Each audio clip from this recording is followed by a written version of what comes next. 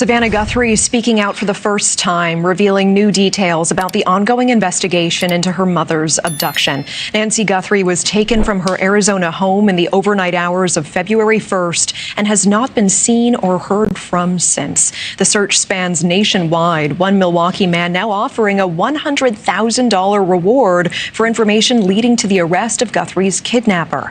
Sunday marks 8 weeks since she was reported missing, and some new details about that day coming to light this week. Here is News Nation correspondent Brian Enton with more tonight.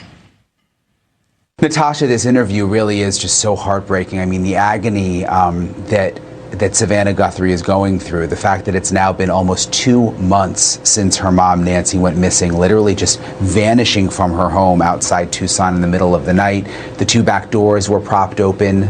That's a new piece of information that came from Savannah. Savannah says that her mom was taken in her pajamas, without shoes. It wasn't the silence that frightened them at first. It was how sudden it was.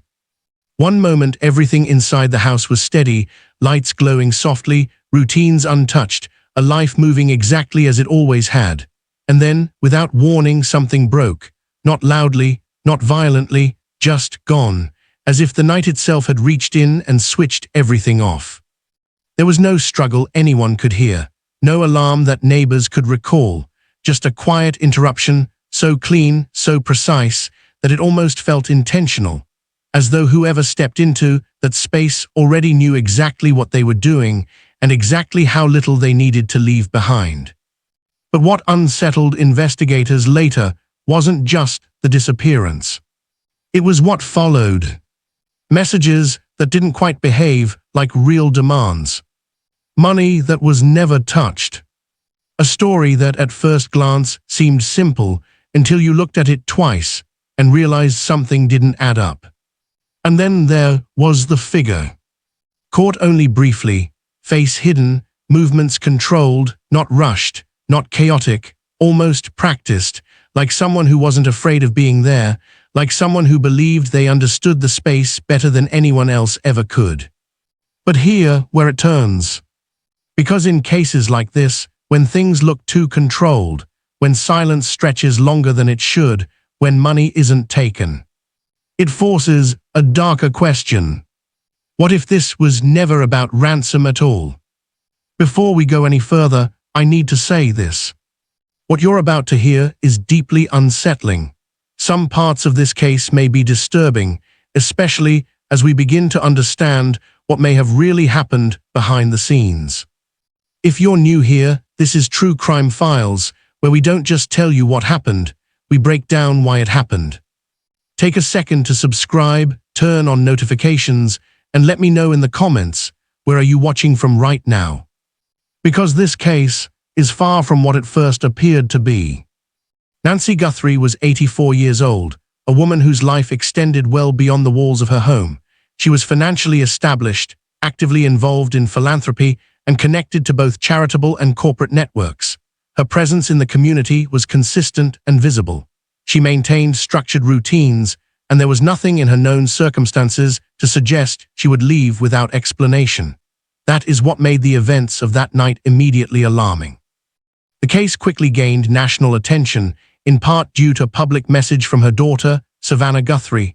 The appeal was direct and urgent, emphasizing that Nancy was missing under serious and concerning circumstances. Family members reinforced that concern, making it clear that this was not a voluntary disappearance. From the beginning, the situation was treated as something far more serious. January 31 began as a routine day at Nancy's home in Tucson, Arizona. Her environment was familiar, and her activities followed a predictable pattern, but sometime during the night, that routine was interrupted. Authorities later confirmed that electronic activity linked to Nancy, including her pacemaker connectivity, showed an unexpected disruption. Around the same time, all communication from her stopped. That sudden loss of signal and silence marked a critical point in the timeline.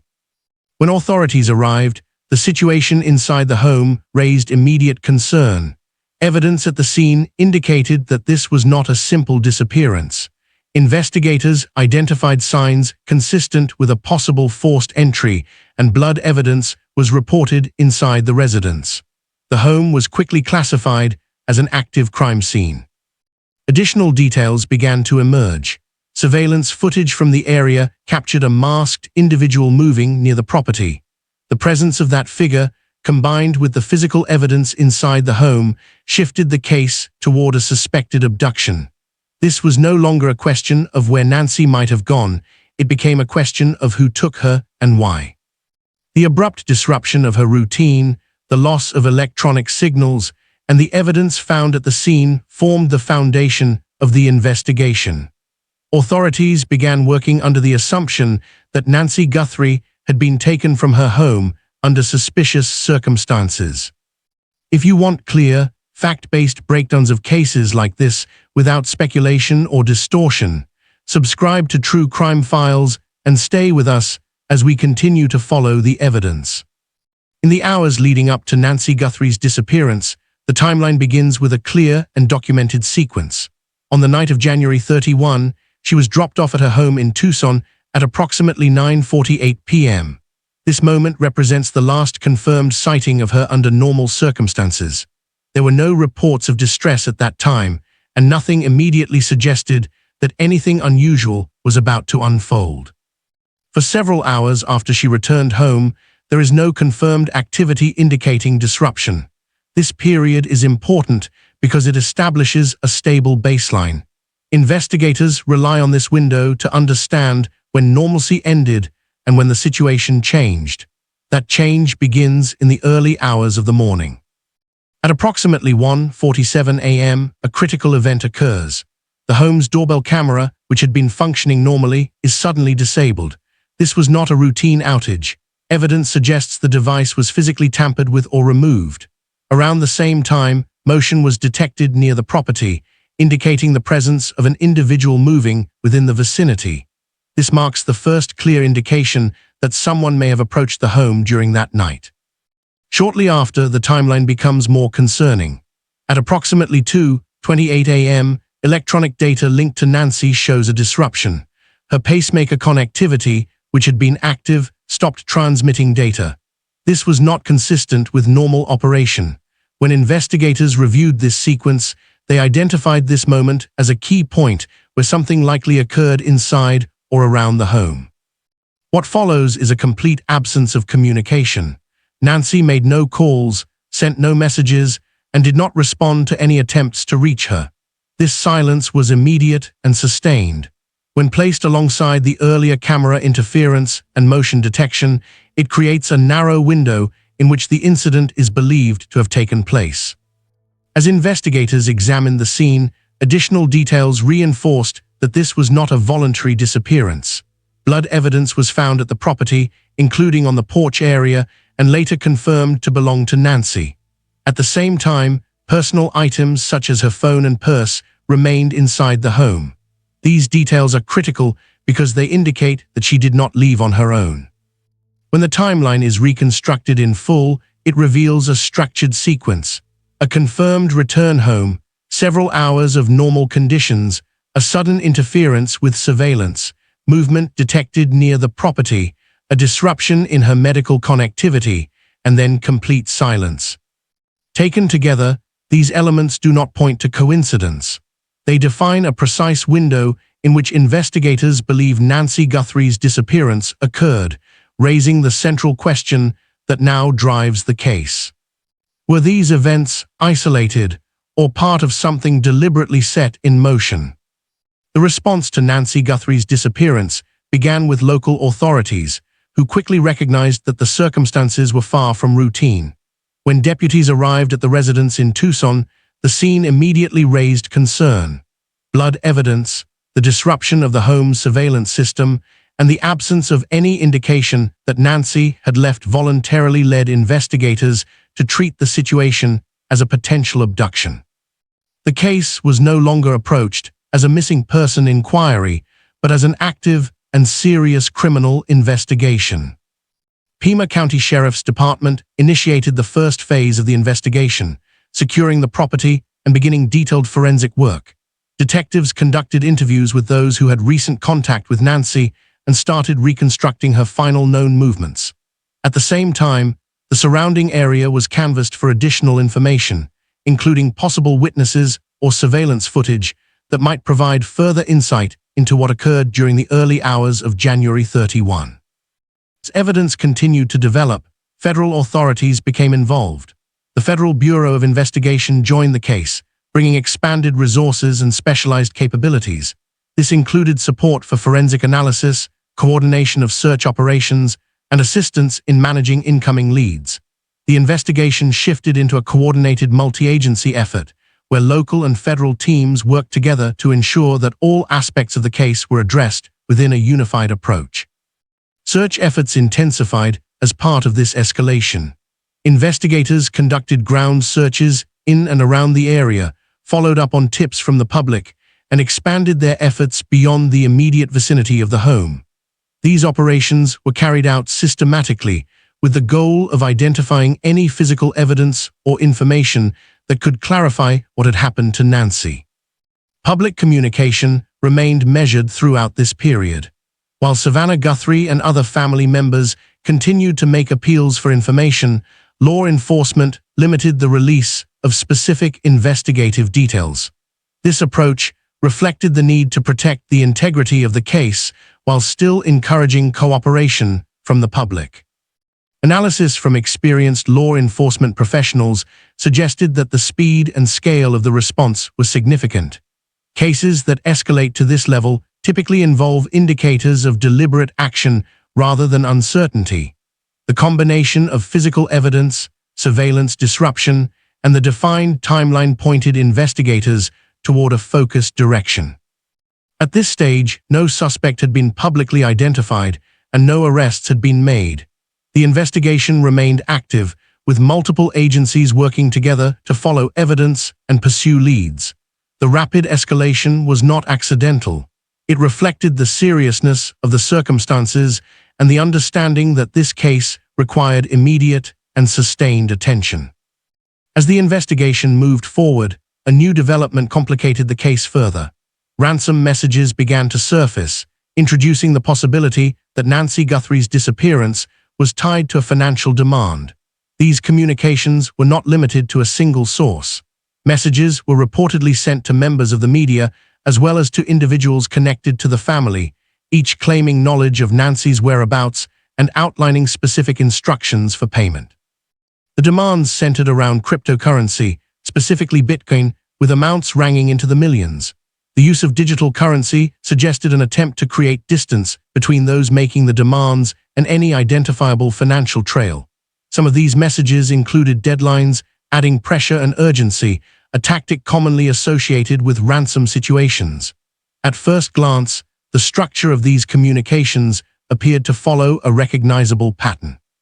However, as investigators examined the ransom narrative more closely, it became increasingly difficult to treat it as a single, unified thread. The communications were inconsistent. Different messages varied in tone, detail, and delivery. Some appeared more structured, while others lacked coherence. This inconsistency raised immediate concerns about authenticity. There was also activity observed within at least one of the cryptocurrency wallets linked to the demands. Small amounts of money were sent, but these transactions did not match the scale of the requested payment. There was no confirmed transfer that fulfilled any ransom demand.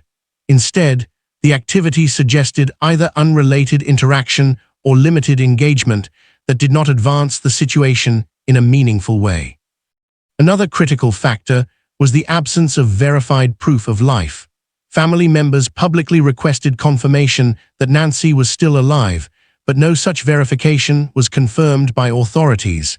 In legitimate ransom cases, proof of life is typically used to establish credibility and maintain leverage. Its absence weakened the reliability of the messages. At the same time, law enforcement identified that not all ransom communications were genuine. At least one individual was charged in connection with sending a false ransom message, confirming that some of the information circulating was deliberately misleading.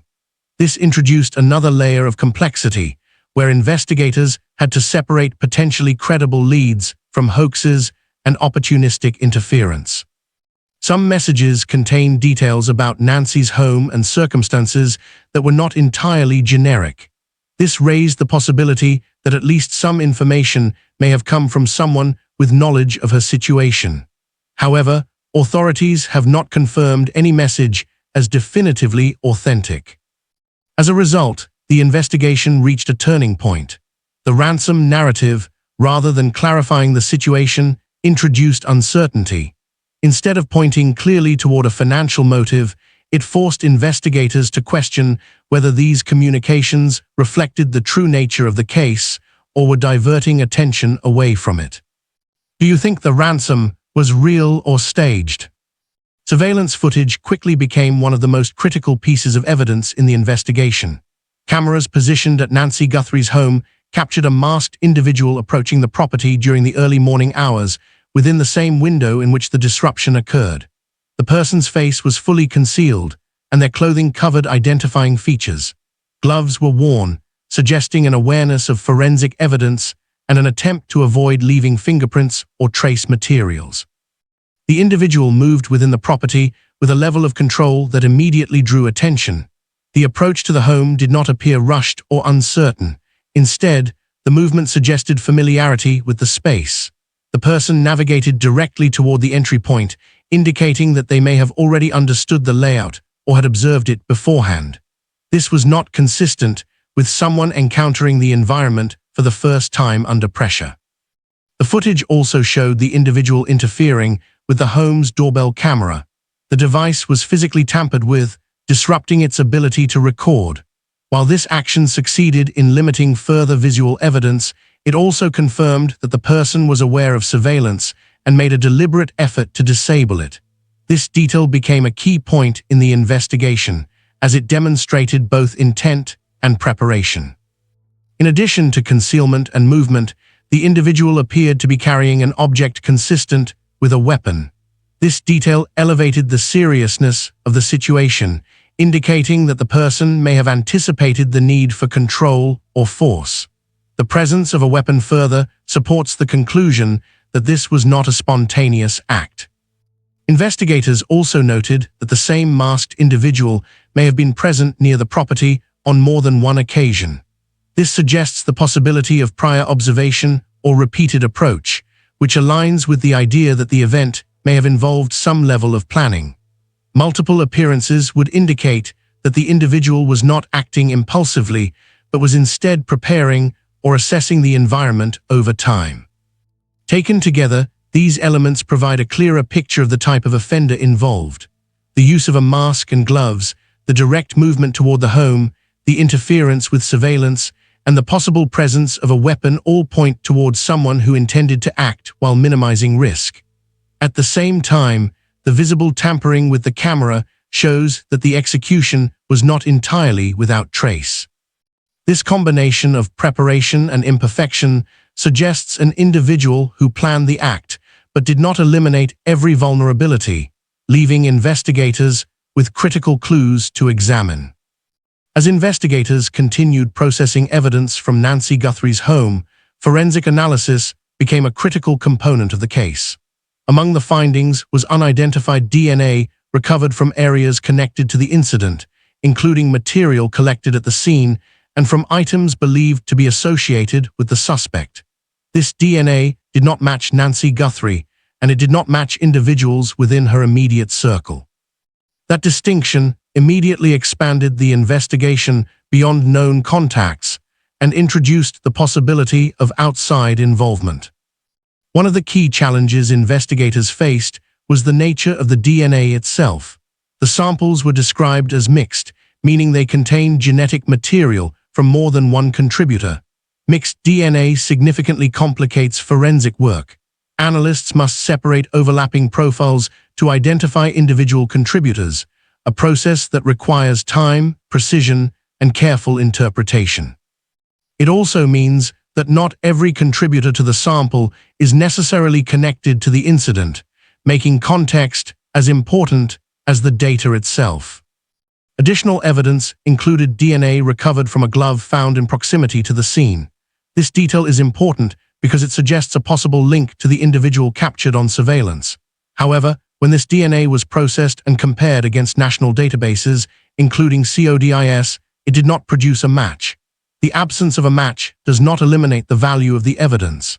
Instead, it indicates that the individual may not be in existing criminal databases, requiring investigators to explore alternative identification methods.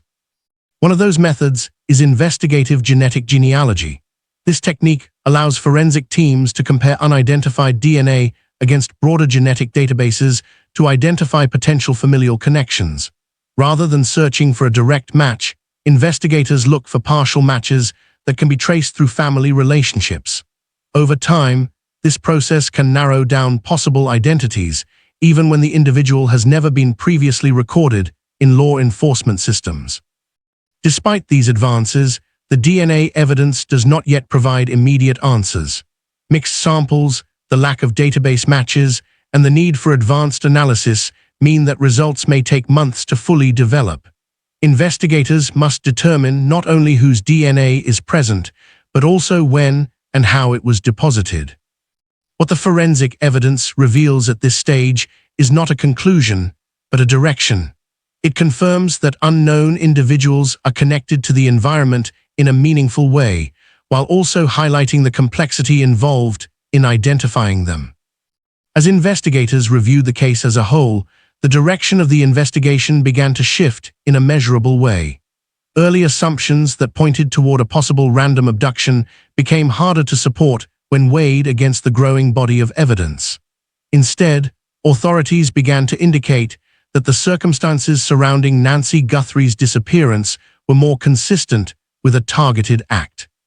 The ransom communications, which initially suggested a financial motive, had already shown significant inconsistencies. Multiple messages were received, but not all were considered credible. At least one individual had been charged in connection with a false ransom demand, confirming that some of the communications were deliberate hoaxes. Other messages remained unverified, and none were supported by confirmed proof of life. While there was limited activity within a cryptocurrency wallet linked to the case, it did not correspond to any confirmed ransom payment or resolve the situation in a meaningful way. Rather than clarifying the motive, the ransom element introduced confusion. At the same time, surveillance evidence provided a clearer view of behavior. The masked individual captured near Nancy's home appeared prepared, wearing gloves, concealing identity, and interfering with the doorbell camera. The person was also believed to be armed, indicating an expectation of control. This type of behavior does not align with a spontaneous or opportunistic act. It suggests planning, awareness, and intent. The forensic findings added another layer. DNA recovered from the scene did not match Nancy or individuals known to be in her immediate circle. While the exact timing and relevance of that DNA was still under analysis, it confirmed that unknown individuals were connected to the environment in a meaningful way. When these elements were considered together, investigators began to move away from the idea of randomness. Authorities indicated that Nancy Guthrie was likely targeted. This does not establish motive or identify a suspect, but it changes the framework of the case. A targeted act implies prior knowledge, deliberate action, and a specific reason for selecting the victim. At this stage, the investigation remains active, with no confirmed suspect and no definitive motive. However, the evidence increasingly suggests that this was not a random event. The question is no longer simply what happened, but whether Nancy Guthrie was deliberately chosen. As the investigation continued to narrow its focus, attention turned to the question of access, how the individual was able to approach Nancy Guthrie's home with such apparent precision. The available evidence did not provide a direct answer, but it began to outline the level of awareness required to carry out the act. Surveillance footage showed the masked individual moving directly toward the home and interfering with the doorbell camera without hesitation. This behavior suggested some level of familiarity with the property, or at least prior observation. Reports also indicated that a similar individual may have been seen near the residence on a separate occasion before the incident. If confirmed, this would point toward the possibility of surveillance or repeated exposure to the environment. The timing of the event also raised important questions. Nancy was alone during the late-night hours when the incident occurred, a period generally associated with reduced activity and limited visibility. While this timing could be coincidental, it also aligns with a window that would minimize the risk of interruption. Investigators considered whether this reflected general opportunistic behavior or something more informed. Additional complexity came from the ransom communications. Some of the messages contained details about Nancy's home and circumstances that were not entirely generic. While these messages have not been confirmed as authentic, the inclusion of specific information suggested that at least some knowledge of her environment may have existed outside of publicly available details. Taken together, these elements indicate that the individual may have had prior awareness of the property or had taken steps to observe it in advance. However, authorities have not confirmed whether this awareness came from a personal connection, indirect familiarity, or deliberate surveillance. At this stage, no suspect has been identified, and no confirmed relationship between Nancy and the individual has been established. The investigation remains open, and the question of access is still being examined. What is clear is that the act required a level of knowledge or preparation that continues to guide investigative focus toward those who had the opportunity to acquire it. As the investigation continued without a confirmed suspect or publicly established motive, the focus shifted toward structured analysis. Authorities have indicated that the case is likely targeted and that they may have insight into the motive, but those details have not been released. In the absence of confirmed information, investigators typically examine several core categories to understand what could have driven the act. Financial motive is often one of the first areas considered. Nancy Guthrie was financially established, with known assets and a stable estate. In some cases, individuals with visible wealth become targets for financial gain. The earlier ransom communications appeared to support this possibility at a surface level, with demands involving large sums of cryptocurrency.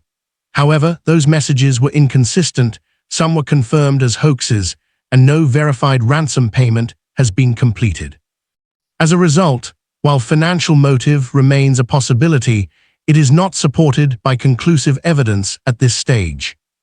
Personal factors are also evaluated, but with caution. Investigators routinely review relationships within social, professional, and extended networks to identify any potential conflict or tension. In this case, no specific disputes or individuals have been publicly identified as connected to the incident. Immediate family members have been ruled out as suspects, and there is no confirmed indication of a personal conflict that would explain the event. This does not eliminate the possibility entirely, but it limits what can be concluded based on available information. Another category considered is control or influence. In some cases, actions are driven by a desire to exert power rather than achieve a direct financial or personal outcome. This type of motive is more difficult to establish and is not specific to this case, but it remains part of the broader analytical framework used by investigators. At this stage, none of these possibilities have been confirmed. Authorities continue to analyze evidence while withholding key details. The motive may be known within the investigation, but it has not been disclosed publicly. The question remains unresolved. Why would someone do this, and which of these possibilities, if any, reflects the truth? As the investigation continues, much of the work is taking place beyond public view, where technical analysis and coordinated efforts drive progress. Law enforcement agencies, including federal and local teams, remain actively engaged, reviewing evidence and following leads as they emerge. While visible updates may appear limited, the case itself remains active and under continuous examination. One of the key areas of focus involves cryptocurrency-related activity connected to the ransom communications. Investigators are monitoring the Bitcoin wallets referenced in those messages, analyzing transaction patterns and any movement of funds. Although cryptocurrency offers a degree of anonymity, its underlying system records every transaction, allowing analysts to trace activity and identify potential connections over time. At the same time, authorities are reviewing financial information relevant to the case. This includes examining account activity and identifying any unusual patterns that could suggest targeting, unauthorized access, or links to external individuals. The goal is to determine whether financial elements played a direct role or if they were introduced as part of a misleading narrative. Digital analysis also plays an important role. Investigators are examining communication records, device activity, and other available data to reconstruct timelines and identify interactions leading up to the disappearance. Even when information is not immediately visible, underlying data can provide insight into timing and sequence, helping to refine the investigative timeline. Forensic work remains ongoing as well. DNA evidence recovered from the scene, including material from a glove, continues to be analyzed using advanced testing methods.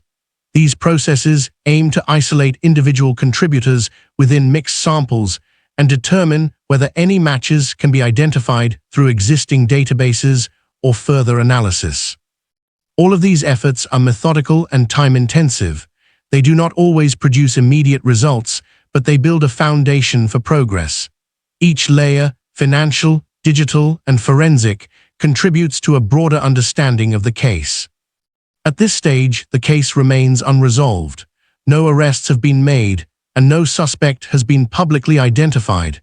Despite the volume of evidence collected and the level of attention the case has received, investigators have not announced a definitive breakthrough. The disappearance of Nancy Guthrie continues to be treated as an active and ongoing investigation. Law enforcement agencies, including both local authorities and federal partners, are still working through evidence and following leads. This includes reviewing forensic findings, analyzing digital and financial data, and assessing information provided by the public. Tips continue to be submitted, and each one is evaluated for relevance and credibility. Officials have maintained a controlled flow of information, releasing only what is necessary while withholding details that could impact the integrity of the investigation. This approach reflects the complexity of the case and the importance of preserving evidence as it is processed. Family members have continued to seek answers, while authorities remain focused on building a clear and accurate understanding of what happened. At this point, there is no confirmed resolution, no verified motive, and no publicly identified individual responsible. The case stands in a position that is both active and uncertain. Progress is being made behind the scenes, but the outcome remains unknown. As the investigation into Nancy Guthrie's disappearance continues, what began as a moment of uncertainty has developed into a structured, evidence-driven case. Early assumptions have been tested and in many instances challenged by emerging facts. The ransom narrative, which initially appeared to suggest a clear financial motive, has proven unreliable. Multiple messages were received, some confirmed as hoaxes, others unverified, and none supported by confirmed proof of life. While cryptocurrency wallets linked to those demands remain under observation, they have not produced a resolution or a clear direction. Attention has shifted toward the nature of the act itself. Surveillance evidence revealed a masked individual approaching the home, interfering with security, and acting with a level of control that suggests preparation. Forensic findings introduced unidentified DNA not linked to Nancy or her immediate circle, confirming the presence of unknown individuals connected to the scene. When these elements are considered together, authorities have indicated that this was likely a targeted act, even though the motive has not been publicly disclosed. The progression of the investigation shows a case that is becoming more focused over time. Each layer of analysis, financial, digital, and forensic, has narrowed the field of possibilities. Investigators continue to examine evidence, follow leads, and evaluate new information, including recent ransom-related communications that are still being assessed for credibility. At this point, Nancy Guthrie remains missing. No suspect has been publicly identified, and no arrests have been made. The investigation is ongoing, active, and unresolved. The case is tightening, not fading. Subscribe to True Crime Files for real investigative content that goes beyond headlines and follows the evidence as it unfolds. Now the question turns to you. What do you think really happened?